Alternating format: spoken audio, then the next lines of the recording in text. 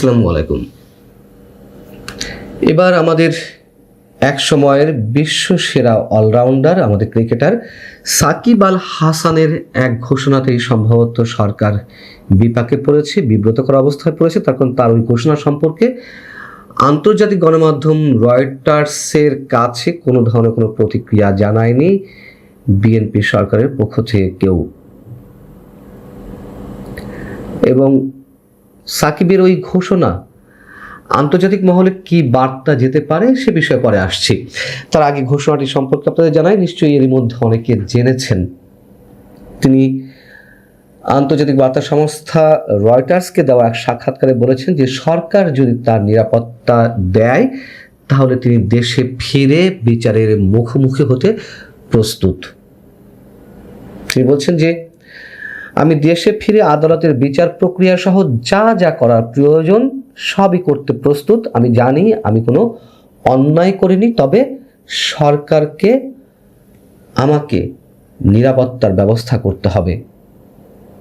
এমনকি তিনি একথাও বলেছেন যে যত দ্রুত সম্ভব তিনি দেশে ফিরতে চান। যদি তা সম্ভব না হয়, ডিসেম্বরে সাবেক প্রধানমন্ত্রী শেখ হাসিনা দেশে ফেরার যে ঘোষণা দিয়েছেন সেই তার নেত্রীর সঙ্গেই তিনি দেশে ফিরতে চান, দেশে ফিরবেন, ফেরার চেষ্টা করবেন এবং দেশে ফিরে তিনি তার অবসরের একটা পরিকল্পনার কথাও জানিয়েছেন যে একটা বিদায়ী সিরিজে অংশ নিতে চান। তো সাকিব আল হাসান রয়টার্সকে দেওয়া সাক্ষাৎকারে এর আগে তার যে একাধিকবার দেশে ফেরার প্রস্তুতি এবং সেগুলো কিভাবে ভেস্তে গেল সে বিষয়েও খোলামেলা কথা বলেছেন। তিনি বলেছেন যে 2024 সালের শেষ দিকে অর্থাৎ তৎকালীন ডক্টর ইউনূস সরকারের আশ্বাসে একবার দেশে ফেরার প্রস্তুতি নিয়েছিলেন, অর্ধেক পথ যাত্রাও করেছিলেন। যুক্তরাষ্ট্র থেকে তিনি যখন দুবাই পৌঁছান তখন তিনি জানতে পারেন যে তাকে নিউ ইয়র্ক ফিরে যেতে হবে, তার কারণ তাকে দেশে ফিরতে দেওয়া হচ্ছে না। তিনি মন্তব্য করছেন যে 12 ঘন্টার মধ্যে আসলে কি ঘটে গেল আমি জানি না। এরপর আরও একবার তিনি দেশে ফেরার প্রস্তুতি বা পরিকল্পনা নিয়েছিলেন, কিন্তু ওইবার শেখ হাসিনার জন্মদিন উপলক্ষে সামাজিক যোগাযোগ মাধ্যম ফেসবুকে তিনি শুভেচ্ছা জানিয়েছিলেন।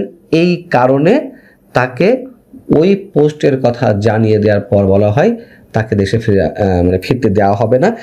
এমন মন্তব্য করে তিনি বলছেন যে আমি বুঝতে পারি না বাংলাদেশে আমাকে ঢুকতে না দেওয়ার মানদণ্ড কিভাবে এটি হতে পারে।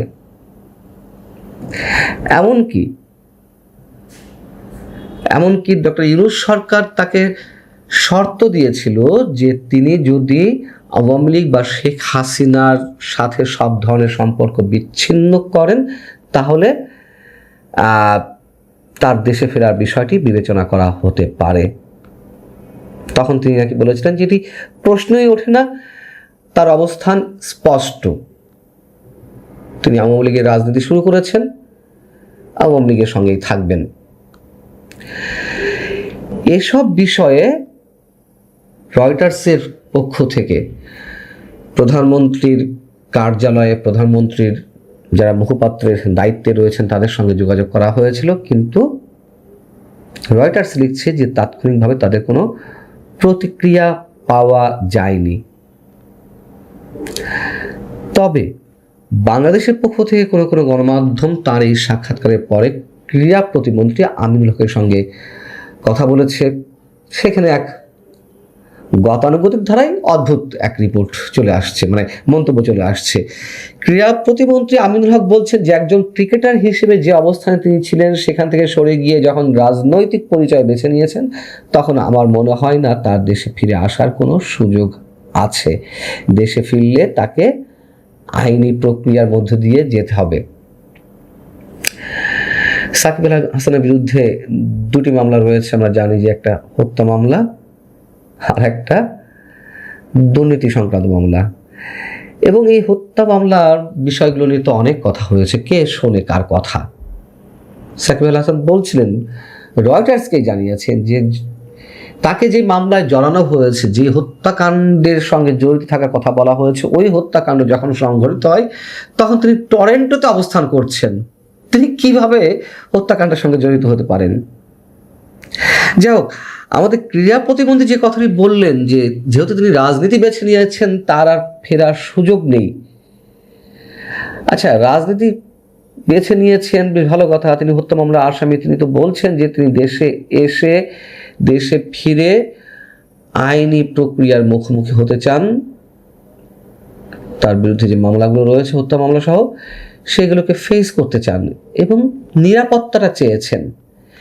তিনি তো বলেননি যে আমাকে জামিন দিতে হবে, আমাকে জামিনের শর্তে দেশে আমি আসতে চাই, এই ধরনের কোনো মন্তব্য তো করেননি। এই যে মবের ঘটনাগুলো ঘটছে, এই যে হামলা, নানান ধরনের রক্তপাতের ঘটনা ঘটছে, সেই জায়গা থেকে তিনি বলেছেন যে তাকে যেন নিরাপত্তা দেওয়া হয়। এটি তিনি দাবি করতে পারেন না। তিনি তো যেন তেন মানুষ নন, একজন সাধারণ মানুষও এই দাবি করতে পারেন যে আমি বিচারের মুখোমুখি হতে চাই, আমাকে যেন নিরাপত্তা দেওয়া হয়, বিচারের আগেই যেন আমাকে মেরে ফেলা না হয়, সন্ত্রাসীদের আক্রমণের শিকার না হই, মবের শিকার যাতে না হয়। এইগুলোই তো বলেছেন তিনি, এর বাইরে তো অন্য কিছু নয়। তার মানে রয়টার্সকে প্রধানমন্ত্রীর কার্যালয়ের কেউ যেমন কোনো প্রতিক্রিয়া জানায়নি, আবার ক্রীড়া প্রতিমন্ত্রী আমিনুল হক তিনি কথা বলে খানিকটা নিজেকেই পেঁচিয়ে ফেলেছেন। কি উত্তর দিয়েছেন তা তো শুনেছেনই। এবং সাকিব আল হাসান এই কথা বলার কারণ কি? এই যে 2 দিন আগেই গত বুধবার দিল্লিতে শেখ হাসিনার যে সংবাদ সম্মেলন ছিল সেখানে তিনি ভার্চুয়ালি যোগ দিয়েছিলেন সাকিব আল হাসান। এই কারণে তার পরপরে তার মাগুরার বাড়িতে হামলা করা হলো, আগুন দিয়ে জ্বালিয়ে দেওয়া হলো। তো তিনি তো বলবেন আশঙ্কার জায়গা থেকে যে আমাকে নিরাপত্তা দিলে আমি বিচারের মুখোমুখি হতে চাই। তাহলে কোনো মানুষকে নিরাপত্তা দেওয়া হবে না? বিচারের মুখোমুখি তারা যে হতে চান সেই সুযোগ দেওয়া হবে না? এই জন্য বলছিলাম যে বিএনপি বিপাকে পড়েছে। কেন বিপাকে পড়েছে? সাকিব আল হাসানের যে পরিচয় সেটি তো একজন রাজনীতিবিদ হিসেবে বা একজন সাবেক সংসদ সদস্য হিসেবে তাকে যতটা মানুষ চেনে আন্তর্জাতিক পর্যায়ে, তার চেয়ে তো 10 গুণ 50 গুণ বেশি মানুষ তাকে চেনেন একজন সাবেক অলরাউন্ডার হিসেবে, ক্রিকেটার হিসেবে, খেলোয়াড় হিসেবে। এবং একজন খেলোয়াড় রাজনীতি করতে গিয়ে এভাবে হত্যা মামলায় ফেঁসে যেতে পারেন বা একজন খেলোয়াড় হত্যা করবেন, এটা কেউ বিশ্বাস করবেন? কোনো কোনো ক্ষেত্রে আমি তো মনে করি আন্তর্জাতিক পরিমণ্ডলে শেখ হাসিনার যে পরিচিতি, তার যে অবস্থান, কোনো কোনো ক্ষেত্রে সাকিব আল হাসানের পরিচয়টা তার চেয়েও একটু অন্যরকম। এখন